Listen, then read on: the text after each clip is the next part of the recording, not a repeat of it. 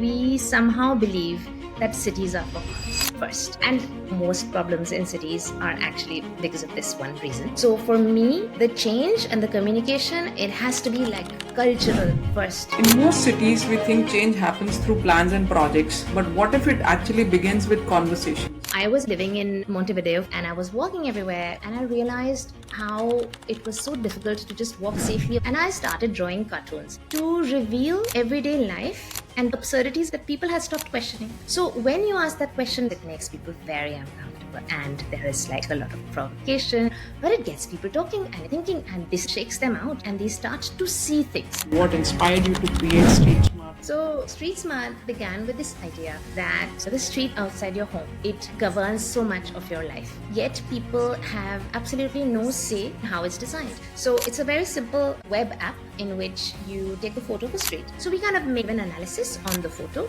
StreetSmart is actually a kind of citizens advocacy tool. Cities aren't only built through drawings and plans, but through listening, questioning, and care. Hi everyone, I'm Ruchita Bansal, and this is the Human City podcast.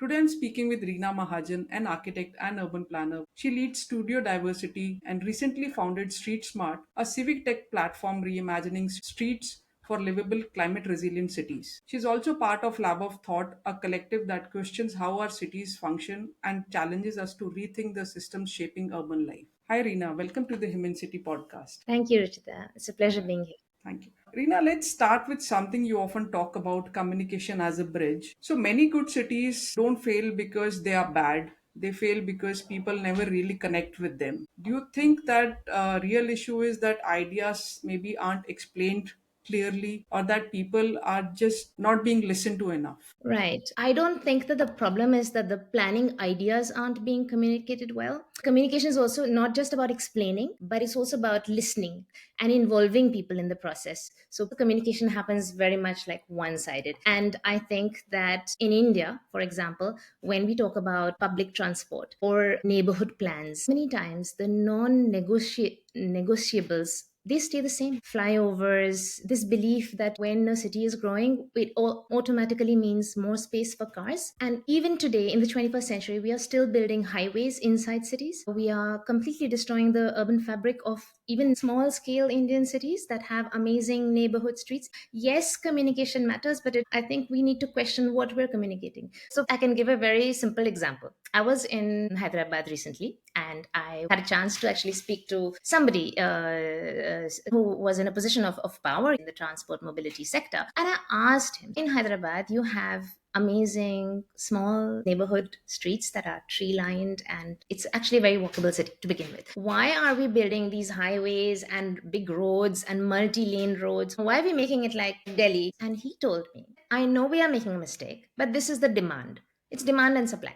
And after 10 years, we will demolish these highways and flyovers. So the better way would be to change this demand, have better transport in the city. So how I dealt with this situation in a context that is much easier than the Indian context. I was actually living in Montevideo for a few years in Uruguay. It's a small country and a small capital.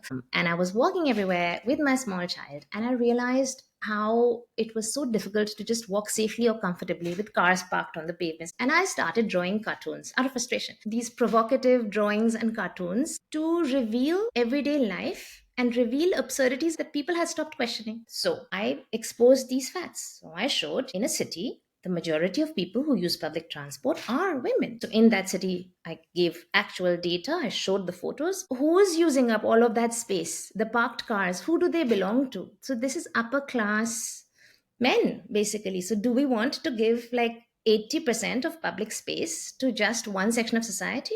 So I asked people, your children and your grandparents, should they wait for 20 minutes at this pedestrian crossing? So when you ask that question directly, of course, it makes people very uncomfortable. And there is like a lot of provocation, a lot of anger, but it gets people talking and it gets people thinking. And this is what shakes them out. And they start to see things. So they may fight in that moment.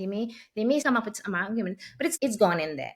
And then change. So that's the kind of communication that I'm talking about. Right, right. My I understand, as a mother, even I am a mother, and I see city very differently what I used to before. But what you learned about using communication as urban action from this project. It's interesting you ask me this. I grew up in India and I studied architecture in India. I have been doing urban planning actually for many years. But somehow, after 15 years or so of doing that, I started to feel uneasy. I realized that sometimes, I don't know if I should say this on a public interview, contributing to greenwashing in a certain way because you want to sell your project. So, for example, we had a project where there was a brick building, and I said, well, we should save this building, and everybody looked at me like, oh, how naive. We can't possibly save this brick building because it's going to cost more to renovate it rather than to demolish it and do things a certain way.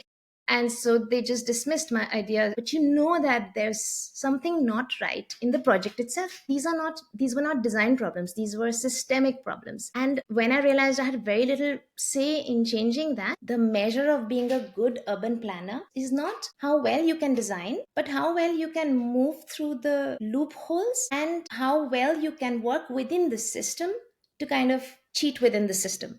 I realized that I wanted to work also outside the system, that I had to step outside the system to be able to question some of these things inside the system that I wasn't able to do inside. I realized that I was better off talking about them outside the system. And that's where I started communicating, just being able to speak my mind. Did that experience change how you think about advocacy and participation, especially if you talk about contexts like India, where public behavior and space often collide? Well, people are people at the end of the day. I actually don't think that the Indian context is very different from the Uruguayan context. But people who need to walk are still people who need to walk on the pavement. A person who's walking with a stroller is a person who's walking in the stroller. The problem now in India is that people don't walk anymore because they've just completely accepted that the pavement is to park the cars. So I think that in India, it makes even more sense to have the people understand that this is not really serving them. And in India, I think that there is incredible scope in bringing people into the conversation to just talk about cities because everybody can understand that. I think there is just a mental blockage that we have relegated ourselves to this system and unable to imagine another system. So, for example, to begin within the departments of urban planning, make more bridges. So, different departments to work together. When you mix all of this together, it just allows for common sense urbanism to emerge. It brings us out of this tunnel vision, brings us out of engineering solutions, and brings us back to urban planning that just makes sense. So, I think that is the way in India to come out of the engineering first mindset and to start planning based on common sense. Okay. I want to go back to the Montevideo project. Now, if somebody wants to basically start a campaign like that in India, how can that person do? What is the starting point? Absolutely. No, these are great questions. So I would say that concepts, such as transport evaporation, the fact that when you stop building more lanes, reduce lanes, you actually reduce the traffic that you have. So these are concepts even a child can understand within 1 hour class. I actually believe that it's not that people cannot understand these concepts, is that somehow they have resigned to a kind of lifestyle that is completely deeply entrenched in the car culture that we live in. I call it car culture. I've built this car culture pyramid in which I show that things that we would never allow in life for any other topic, we kind of accept it for the car. We somehow believe that cities are for cars first. And most problems in cities are actually because of this one reason. And until we shake people out of this car brain, I don't think we can make much change, because ultimately it's who makes the policy, who does the urban planning, and who accepts that a car parked on a pavement is absolutely okay. So for me, the change and the communication, it has to be like cultural first or simultaneous, just to be able to say, I want to be able to walk on this pavement. It's my right to be able to do that. Why should this car be parked here? And then for somebody who says, but I need my car to travel, well, why aren't you asking your city for better transport solutions?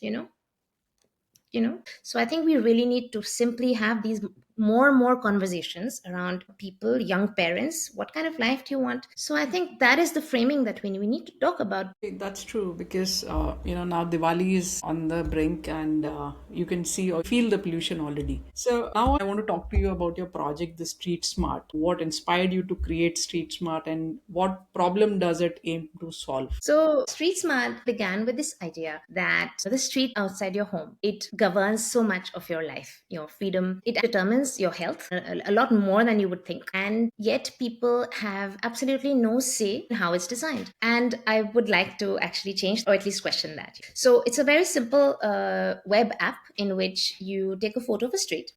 The app asks you a few questions like, do you feel safe here? Do you feel comfortable here? Are you able to move easily? Would you like to hang out in this space? And while they're answering these questions, our app gives them some insights. You could call it like a walkability or a livability analysis. So we kind of give an analysis on the photo. And the idea is to give them this gift of analysis, and they give us a gift of their lived experience. And then we take this emotional sensory data that you cannot see on maps. We give this back to cities so that cities may act with guidance from how people experience their cities and may understand where they should focus. So this is the kind of gap we want to fill. So we're piloting and we want to help them design more climate resilient, also more people centered streets. So Yeah. So, have you done some surveys already? Have you collected some data? the data that we have collected is we spoke to a lot of people in policy, a lot of planners, a lot of everyday people, asking them what is the kind of tool that might help you, in decision making. And we were like, would this kind of tool help you do your own advocacy? So Street Smart is actually a kind of citizens advocacy tool to guide everyday people. That's the data. Okay. Sure, that makes sense because it's not just about data or tech. You're also trying to teach people what they're experiencing. The questions asked are really about how people are feeling, and we give them is also very simple explanations based on what they see, but kind of touching upon things that they may not notice. We're helping people notice better, question better. Okay, so I had never noticed that this street has a very wide lane. Do we need these wide roads here? Is it normal that there is no curb cut, no crosswalk? Your light is so harsh here. We want people to have more agency. When they walk around, there's no need for it to be so technical. You're also part of Lab of Thought, which takes a step back to question how cities function and who they function for. So, what kind of question does Lab of Thought ask that you think more planners and policymakers should be asking to? Right. So the Lab of Thought is a collective that is based in the Netherlands. It is a global platform, and they're all about really fundamentally and radically rethinking how our streets shape our life, how our cities shape our life. So they combine education, like experiments that they call field labs. So they are totally about driving systemic change. And they're not afraid to ask difficult questions, and it's all about cultural change. Yeah, having the courage to ask why we are doing things the way that we're doing them. In a way, the Lab of Thought is like an antithesis of an engineering firm.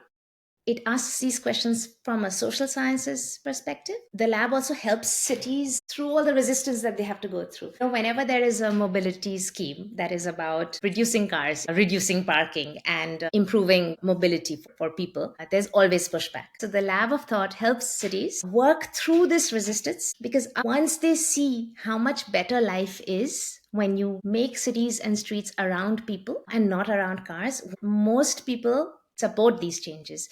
So this is the kind of thing that the Lab of Thought works around.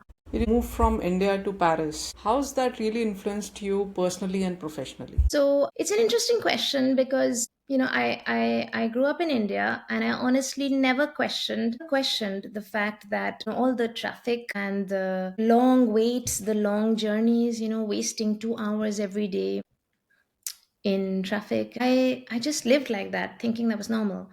When I came to Paris, I realized, well, I can walk at night, I can cycle. When I came from Delhi to Paris about 18 years ago, Paris also was a polluted city, but seemed like a very nice, clean village compared to Delhi. Actually, now in hindsight, I think that 20 years ago, Paris was very car centric. And now I see so many more people, children on the streets. When you see children walking and cycling, that the city is really healthy. And you see a lot more women cycling, you see a lot more greenery. The one thing that really influenced me was actually the birth of my child. And it influenced me to such a degree that it just completely shifted my perspective. And then from that perspective, I relived everything in Delhi and in Paris. And all of this, perspectives in different cities, to be honest, what I see is what is common and not so much what is different. And that's day to day human experience. But we are actually a lot more similar than different in terms of our day to day expectations, even though we live very differently. Right. So, when it comes to young professionals who care about cities but don't know where to begin, what Mhm. advice would you give to them? I would say that invest in yourself, in skills that will help you no matter what profession you're working in. So, for example, in my case, I made academic shifts from architecture to urban planning to landscape to hydrology to mobility to feminism or gender perspective and now child friendly cities. So that really helped me. Then there was the geographical pivoting that helped me live different experiences. And then also the professional kind of pivoting, where from a practitioner to an advocate to a bit of communications. So these shifts have kind of now made me a generalist, not a specialist, but I feel very comfortable. So in your life, you might end up in different circumstances. It doesn't matter because every circumstance is going to help you as long as you're investing in yourself. So I would say just follow that your own path. And so today, for example, I have one mission, that is to replace Centric, car centric urban sprawl with people centered and nature positive. It doesn't matter whether I do it through urban design or through public speaking or through advocacy. So as long as you have a value and goals, you just go towards those goals. Looking back, what was one small step that shaped your own journey the most? Yeah, I would say it was this campaign called Montevideo Pacificada, where I became an activist from a practitioner, and I started drawing cartoons, and it just gave me the confidence to be able to practice my profession differently. You stop prioritizing speed and you start prioritizing people, how water flows, prioritizing also flora and fauna, because all of that supports you and you have a totally different city, totally different experience. So when you put these values, this is the change that happened, for me. This is so interesting, Rima. Thank you so much. This conversation has been a reminder that cities aren't only built through drawings and plans, but through listening, questioning, and care. I love how your work connects the dots between planning and people, between vision and voice. It's a pleasure, Rishita. Thank you so much for having me.